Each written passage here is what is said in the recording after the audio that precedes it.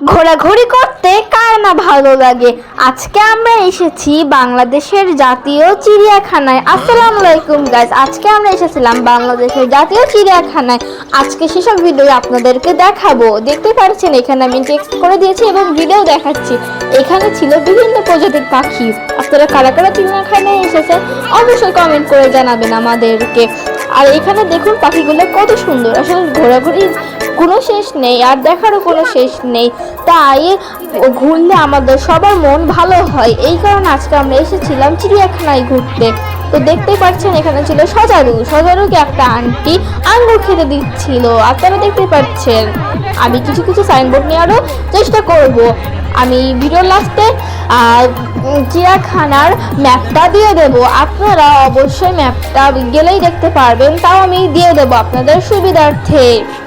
এখানেও ছিল সজারু, এরপরে আসবে সিংহ মামা। আমাদের দেখতে পাচ্ছেন আপনারা, আমি যতটুকু সম্ভব দেখানোর চেষ্টা করেছি, কারণ এখানে রয়েছে উন্নত মানের খাঁচা। এই খাঁচার ভিতরে ঢুকে তো দেখানো যাবে না, এই কারণে খাঁচার বাইরে থেকে আমি যতটুকু সম্ভব ভালোভাবে দেখানোর আপনাদেরকে চেষ্টা করছি।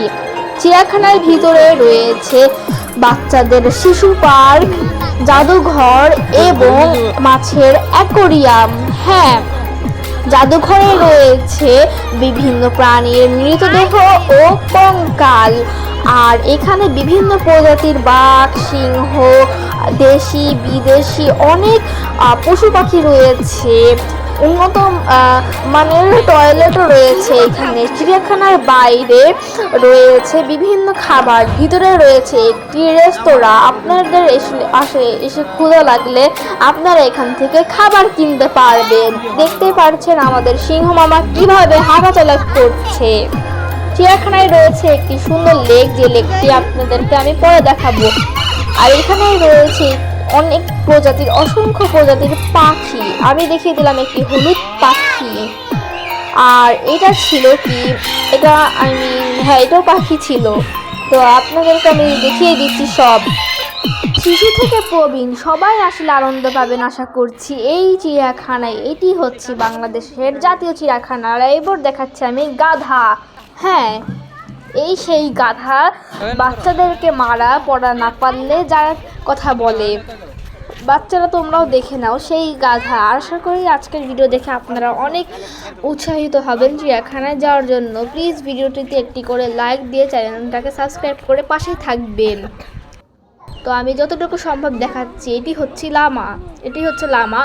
এটা নতুন একটা জাতের প্রাণী। আমি কি প্রাণী, কোন জাতের প্রাণী আমি জানি না, কিন্তু প্রাণীটি খুবই সুন্দর। আমি এর আগে কখনোই দেখিনি। আপনারা আসলে বুঝতে পারবেন। আর আমি লাস্টে চিড়িয়াখানার ম্যাপটাও দিয়ে দেবো, বিলটাও দেখিয়ে দেব, আর মানে লেকটা দেখিয়ে দেবো। আর আমার ছোট বোন বলছে এখানে আপনারা লাইক করে চ্যানেলটাকে সাবস্ক্রাইব করে দেবেন। ওর কথা প্লিজ আপনারা শুনুন, লাইক করে চ্যানেলটাকে সাবস্ক্রাইব করে দিবেন। আপনাদের জন্য এত কষ্ট করে ভিডিও বানাই, কিন্তু আপনারা একটা লাইকও দেন না এবং চ্যানেলটাকে সাবস্ক্রাইবও করেন না। আমি আবারও লামাটাকে দেখিয়ে দিচ্ছি। তারপরে ছিল অন্য একটা প্রজাতির গাধা, তো দেখতে পাচ্ছেন। আর এটা ছিল জিরাফ, সেই গলা লম্বা জিরাফ। আর আমরা জেব্রাও দেখেছি, কিন্তু জেব্রার ভিডিও ক্লিপটা নেওয়া হয়নি। আপনারা দেখতেই পাচ্ছেন জিরাফটাকে আমি কাছ থেকে দেখানোর চেষ্টা করছি। আর চিড়িয়াখানার প্রতিজন টিকিট 50 টাকা এবং প্রতিবন্ধী ও 2 বছরের নিচে শিশুদের জন্য টিকিট একদম ফ্রি। আপনারা নির্দ্বিধায় চলে আসতে পারেন। এবং পার্কে একটি রেলগাড়িতে 40 টাকা টিকিট এবং ঝমঝমাঝম ঘোড়ায় 30 টাকা টিকিট। আর এখানে দেখে দিচ্ছে আমাদের সেই হাতি। আর এই যে গন্ডারের চামড়া, এই যে সেই গন্ডার। পার্কে রয়েছে বিভিন্ন ধরনের রাইড, কিছুতে টিকিট লাগে তো কিছুতে লাগে না। আমি একটু পরে আপনাদেরকে পার্কটাও দেখিয়ে দেব। আছে ফিশ অ্যাকুরিয়াম ও জাদুঘর। আমরা জাদুঘর এবং ফিশ অ্যাকুরিয়ামে যাইনি, কিন্তু আপনারা চাইলে যে দেখতে পারেন। এই দুটো যে ঢোকার টিকিট মাত্র 20 টাকা। রয়েছে একটি উন্নত মানের রেস্তোরাঁ, আপনাদের ক্ষুধা লাগলে আপনারা ওইখান থেকে খেতে পারেন। আর দেখাচ্ছে আপনাদেরকে গন্ডার।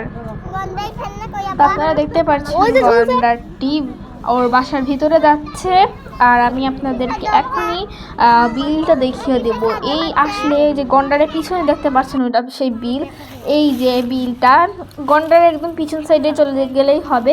এইটা এখানে ছবি তোলার জন্য একটা বেস্ট অপশন। আপনারা মানে এখানে ছবি তুললে ভিউটা যা সুন্দর আসবে, আর এখানকার ভিউটা দেখছেন কত সুন্দর, আসলে আপনারা মুগ্ধ হয়ে যাবেন। প্রকৃতি কি সুন্দর প্রকৃতি, তাই না? আপনারা দেখতে পাচ্ছেন গাছে গাছে পাখি এবং নিচে একটি স্রোতহীন জলাশয়। কত সুন্দর আল্লাহর সৃষ্টি। কমেন্টে একবার হলেও মাশাআল্লাহ বলে যাবেন। এইবার আমরা যাচ্ছি পার্কে। আমরা উঠেছিলাম ট্রেনে, আর এই যে সেই সোনামণিদের ঘোড়া। আপনারা ঘোড়ায় যদি চড়তে চান তাহলে প্রতিজনকে 30 টাকা করে টিকিট কাটতে হবে। আর যদি রেলগাড়িতে চড়তে চান, আবারও বলে দিলাম, 40 টাকা করে টিকিট কাটতে হবে। আর বাচ্চারা এগুলো দেখে খুবই মজা পাবে, কারণ এখানে বাচ্চাদের উৎসাহিত করার মতো অনেক কিছু রয়েছে। আপনারা দেখতে পাচ্ছেন এখানে অনেক বড় লাইন, তাও আমরা এখানে ঢুকেছিলাম। এই যে আমরা চড়েছিলাম এখানে রেলগাড়িতে। এত ভিড়ের কারণে রেলগাড়িটা ভালো করে দেখানো যাচ্ছে না, কিন্তু যতটুকু সম্ভব দেখানোর চেষ্টা করছি। আপনারা দেখতে থাকুন আর শেষ পর্যন্ত এটা দেখতে থাকবেন। ওই যে রেলগাড়ি আসতেছে, আপনারা দেখতে পাচ্ছেন। ওই স্লিপারও আছে, তো দেখতেই তো পাচ্ছেন। আর এখানে যে রেলগাড়িটা এসে থামলো, আমরা মেবি এবার নামবো।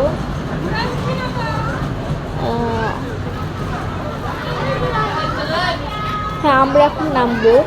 তো আপনারা বন্ধু, কাজিন, বাবা মা, সন্তান অথবা নিজেও এখানে একবার হলেও এসে ঘুরে যেতে পারেন। ঢাকা বা ঢাকার আশেপাশে যারা আছেন তারা অবশ্যই এই জায়গাটায় একবার হলেও আসতে হবে এবং দেখে যাবেন। তত না আসলে মিস করবেন এত সুন্দর জায়গা। চিড়িয়াখানার বাইরে বিক্রি হয় হাওয়াই মিঠাই এবং জুস সহ আরও বিভিন্ন কিছু। এখানে ছিল কচ্ছপ। আমার ছোট বোন বলছিল কচ্ছপটি অনেক বেশি কিউট, বাসায় নিয়ে যেতে নাকি ইচ্ছা করছে।